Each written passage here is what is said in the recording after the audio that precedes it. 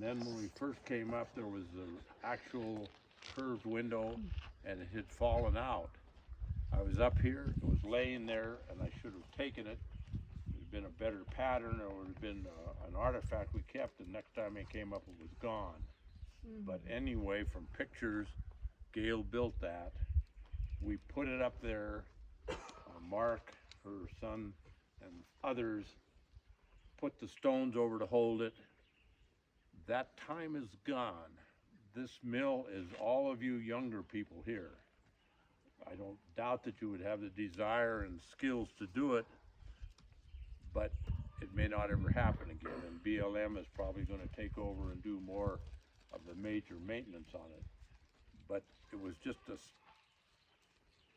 really, really special time that this family came together to do this work. And out of that, having grown up in Montana, not knowing about relatives in Montana, didn't know Christenots, didn't think I had any family. There was no other, well, my dad's family, most of them had gone out to the coast. And suddenly now, out of this, I have family all over Montana, all over the western United States, and yes, it's a blessing. I often say to the family, it's a curse, but anyway, I have family now that I never had before. So for me, that was quite a blessing. My question is often asked, you know, they say, you found the mill, or you did this discovery. And I did, but it was not on purpose. I had no idea that this existed. But the fire department in Virginia City has a poker ride did everybody know what a poker ride is? Or snowmobilers do it, horse people do it. Motorcycle groups, Motorcycles. car clubs. It's a fundraiser, and you set up stations around, and people will snowmobile or ride. And you get to that station, and there's pop and some refreshment, and you pick a card. And you do that 5 times in the best 5-handed poker hand. And in this case, down at the Bale of Hay Saloon, they had their after party, and the best hand gets to win. So, Danica, my daughter, Betty, my wife, and I are on horses, and we go on the poker ride. At that time, I'm so smart, I thought Alder Gulch was out of Alder. That's how much I knew about this. Alder's a town name for it, but it doesn't have anywhere close to Alder Gulch. We came up here and we saw all of this, and I knew my grandmother, Hattie, had been born in Virginia City and was associated up here. And so jokingly, you know, if nothing else, you folks know that I have a big mouth and I talk a lot. And I would say to my family, oh, this must be our place. There's a cabin, looked pretty nice. Or there's a hole in the ground, looks like it might have been a mine. Oh, that must have been Grandpa's folks. That must have been it. And we rode up here, and I came around this Lincoln Way, we find out to be. And here is this. I was blown away. And I said to them, now that must be our family. And 2 years later, I finally confirmed with John Elliott and others that the Spring Gulch Mill that everybody was calling this was really the Christenot Mill. And in fact, I was associated with the mill. That's the story of how I, quote, discovered the mill. Wow. It was here long before me. My dad never talked about it. Nothing knew about it in the family that I knew, my immediate family. I don't know if any of the Christenot family people, and my great-grandmother Hattie, firstborn of Charles and Martha, was born in March of 1867. Remember the mill, they brought the machinery down to the mill on October 4th, I think, of 1866. Came down with the machinery of the mill, and here we see. So Martha got pregnant with, probably in the Sandhills of Nebraska for timing of it. They were on the wagon train. She came here. Did she have the baby here in one of the cabins? Were they living somewhere else? I don't know, but Hattie was an early person born up here. No, she was not the first white girl in Montana or in the Alder Gulch. People say that in our family. So Hattie was born here, and it's it's just kind of an interesting. We have history here, I guess that's what I'm trying to say. So the mill itself, I think, is important as the catalyst to join this family together. Laura, it's her forebear that really gets a lot of the credit. Benjamin was here, down at Summit where the pipe fence was and where some of you parked. He's the first recorded claim that we have of him in the gulch is there, down there. He bought and sold mining properties and so forth. He even owned properties with Nelson Story, the famous cattleman that brought cattle up after being here in Alder Gulch, took his money and went to Texas and got cattle and brought them up in 1866. They owned claims together. They bought and sold claims with each other. The 87 mining claims that Benjamin put together was sold to the Montana Gold and Silver Mining Company back in Pennsylvania for $1.14 million. It's recorded in the courthouse. Out of that, they actually formed the Montana Gold and Silver Mining Company, sold shares of stock, and there's a picture of one of those shares down at the bottom of that. Raised money, $250,000, which is not chump change in 1866, 67. Funded the wagon train, funded the building here, funded the machinery, and this process happened up here. It failed. It was for a lot of reasons.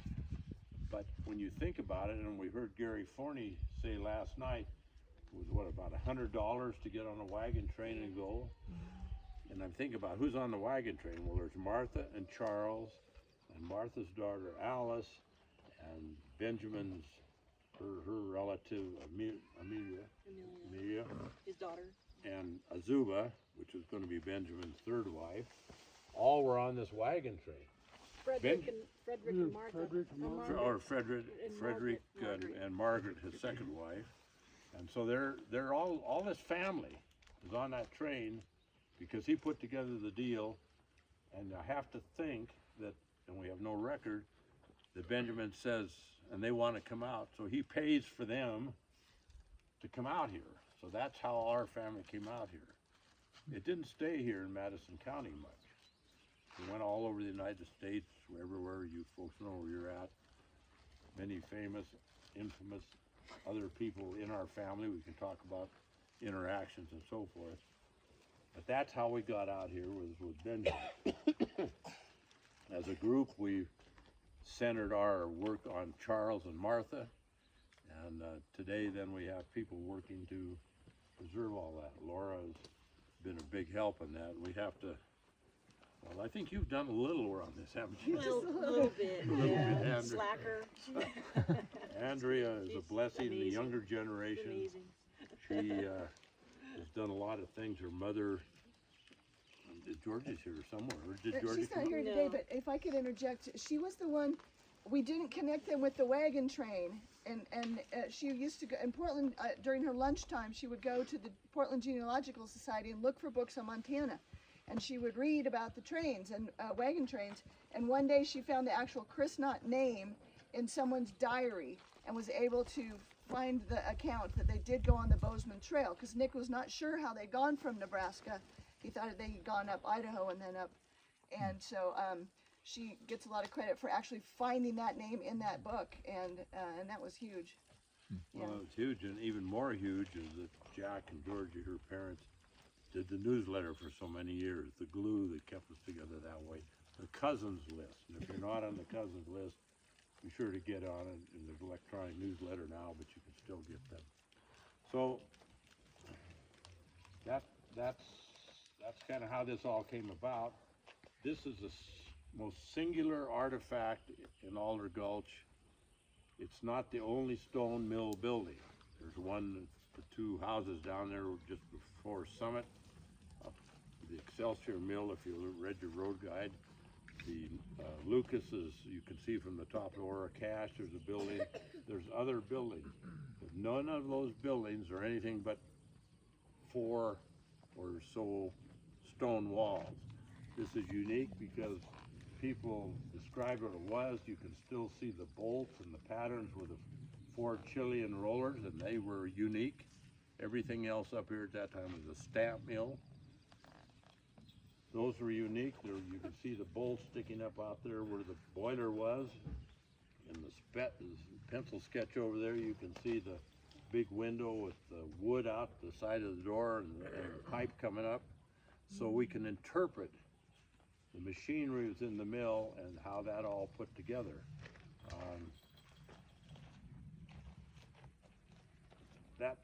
That is what makes this unique. It also makes it unique because this was probably the first company town in Montana.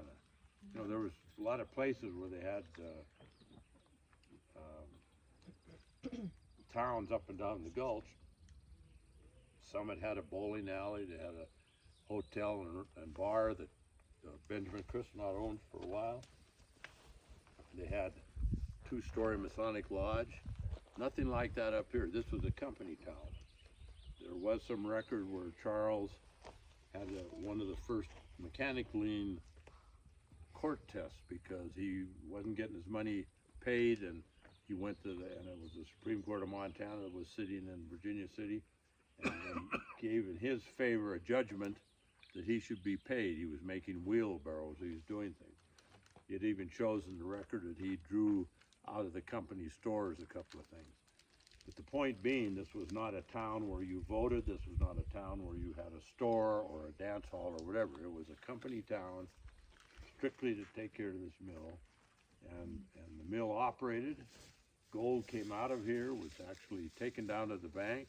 It's recorded in the newspaper, Nolan and Ware's Bank, that Thomas Cree or others who were taking the gold down were cited in the paper for money. Can you point to where the Oro Cache mine is that they were actually digging the gold out of? And so that whole process didn't support. There wasn't enough gold available, and it failed. But uniqueness of all of this, these are all, I think, unique things, and why this is such an important piece of history. The 2 trails that she's talking about, you can see in that picture at the bottom under Benjamin. One of them is right behind you and goes up the hill, and one of them is just up a little further that way. If you walked up in there, you would find lots of timber, but you'd also see where there was a road, and heavy ore cars pulled by oxen or however they came down from the Oro Cache, which the shaft was on top of this ridge up here.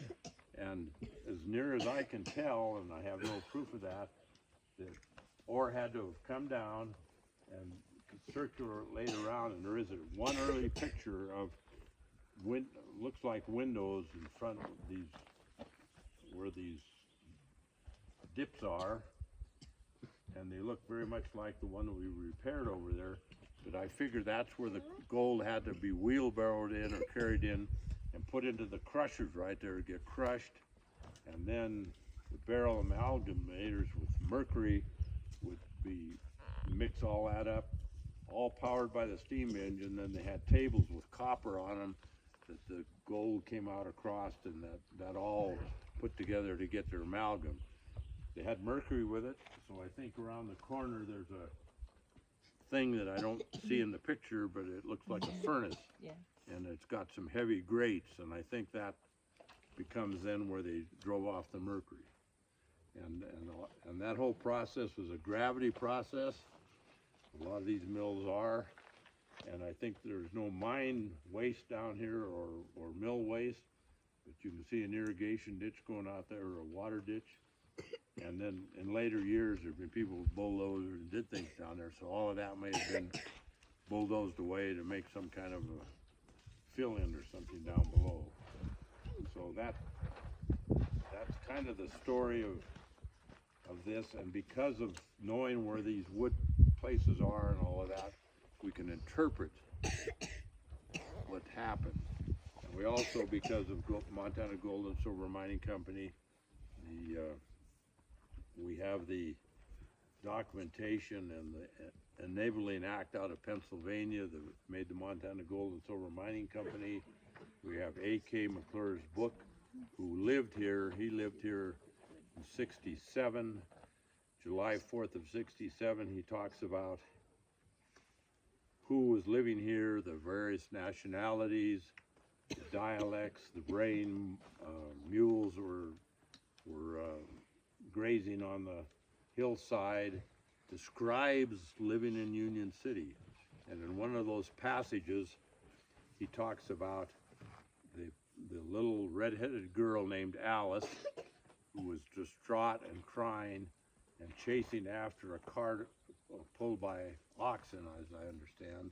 A family was living up here, had a young a girl, and that was her best friend. And they were leaving. They were moving out from up here and going back down in the valley. And Alice went crying after that girl. The girl, it was mentioned, was redheaded. It didn't say it was Alice Wilton or Alice Wilton Christenot. It's hard for me to not believe that was our Alice going down this mourning and crying over her baby, her friend, and it's in the history. It's there. And we're very blessed, I think, in this family to have that kind of detail that is real Montana history that's very unique. And it's not well known. There's a lot of people who've seen the mill, but we don't have a Nelson Story who became fabulously rich and has streets and cattle empires, or W.A. Clark, who built Las Vegas, and all of those people took money out of here. We had Benjamin Christenot. And Benjamin, are you going to get your club? You don't have Dave here. No, Are you okay. carrying today? I am not. Okay, well, Benjamin, to his credit or discredit, came back, and he had wagons with a stamp mill, and he sold. He had a lot of personal goods. He had a divorce with his second wife, and then he married Azuba, his cousin, and went to California at some point, became a homestead farmer, came back, and he turns out to be my great-great-grandfather. Well, step-great-great. Uncle. Oh, he's my uncle, great-great-uncle, but he married Martha. Oh, Martha, yeah. And yeah. Martha's yeah, my that's her- great-great- yeah, grandmother. well, I have So this is a real, you and I have great-great-grandmother. have an incestuous Right? relationship. We're something kind of faulty. Too much information. TMI, right? So it's all here. I mean, we really have a wonderful family. We have lots of stories. There's way more things to learn about this than we've found already. You can be history detectives. Is this going to go on? All you young people around here under the age of what? Anything. 50. Yeah. These are the people that are going to carry on, and hopefully we have drone pictures they can look at, and we'll have other pictures. We have all these reunions, and maybe 50 years, 75 years, somebody else will be standing up here talking to the generations about the Christenot Mill. So unless you have questions, why,